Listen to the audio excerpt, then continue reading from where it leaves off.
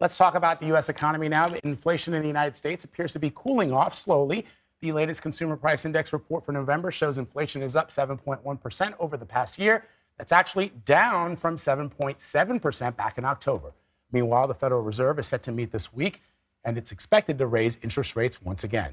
Let's bring in CBS News reporter Sarah Ewell-Weiss to talk more about the new data. So, Sarah, good to see you. What does it signal about the health of the U.S. economy right now and the efforts underway to combat inflation? Yes, so this is a good report, beating expectations. You mentioned that 7.1 year-over-year number. That was actually expected to be 7.3%, so lower than we thought it would be. The month-over-month was up 0.1%, also lower than expected. And so these have been gradually easing, and some of these numbers are the lowest we've seen since 2021. So finishing the year with some good news going into 2023. Some things to keep a close eye on. The largest component of the increase in prices is shelter prices. Those were up, of course, 0.6% last month, slightly easing from 0.8% the month before, but that is a good chunk of change when it comes to people's budgets, and that is part of what made prices rise year over year and month over month. Good news, though, gas prices down 2% last month, and that actually could be continually lower. Right now, what we know is the average price of gas is $3.24 across the country. We've seen prices going down. In many states, gas prices are below $2.99 a gallon after going up a lot over the summer, specifically hitting those highs in June. So that's a good sign as well. Really, across the board, nice numbers. Obviously, inflation is still much too high, but this does show it's going in the right direction. The other thing I would factor in here is airfare. Of course, we're all getting ready for those holidays. Airfare was down 3%, so that's a bit of good news as well when you look at these. All right, so things are slowing a little, cooling a little bit, still a far cry from 2%, which is what the Federal Reserve wants to see. We know that an interest rate hike is coming. And we have a pretty good idea of how much it's going to be, right? Yes. So right now, the Fed is meeting today and tomorrow.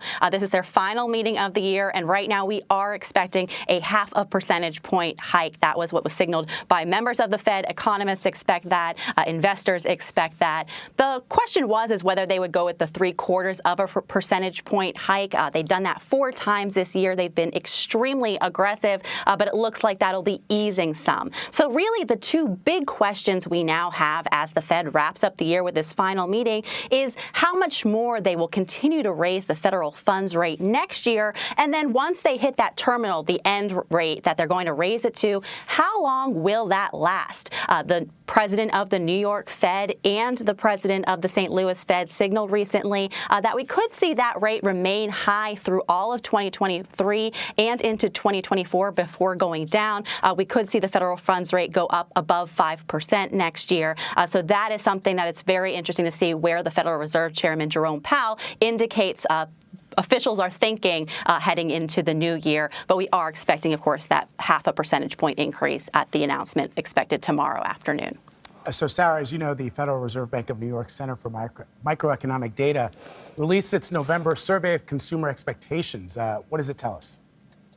Yeah, so the good thing about this is it shows that expectations for inflation have gone down across the board. The 1-year expectation is the lowest we've seen since 2021. And what does that mean, really? The thing is when you expect inflation, you change your habits, both people and companies. And when you do that, you could further fuel inflation. If you aren't expecting inflation so much, as we've seen this decline in those expectations, habits don't change as much. It could lead to good news in the future as a part of this moving forward. And so it's something that both officials and companies are keeping a close eye on and have been for quite some time.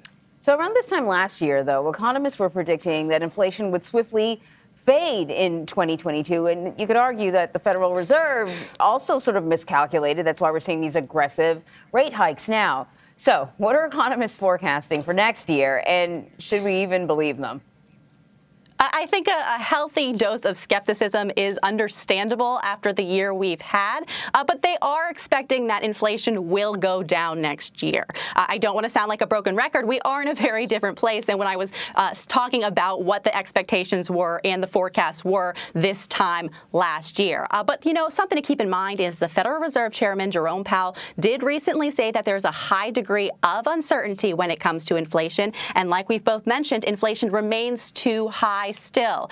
With that said, though, this time last year, the Fed had not hiked rates at all. This year, they hiked it 7 times very aggressively. So we're in a different place when it comes to action by the Fed. We also are in a different place when it comes to supply chain challenges. Those bottlenecks have eased quite a bit. The spending habits of people across the country have also changed. We've gone from the goods, people buying up goods. There's been an easing more into the service sector again, as the pandemic has kind of leveled off or eased some. So there are a lot of changes over the past year which do provide for optimism. Like I said, cautiously optimistic, something that the Treasury Secretary Janet Yellen did say when she spoke to 60 Minutes this week for an interview with Norah O'Donnell, is she did say she expects a substantial reduction in inflation next year. But of course, there's still a long way to go. Indeed. Sarah, thank you very much. Of course.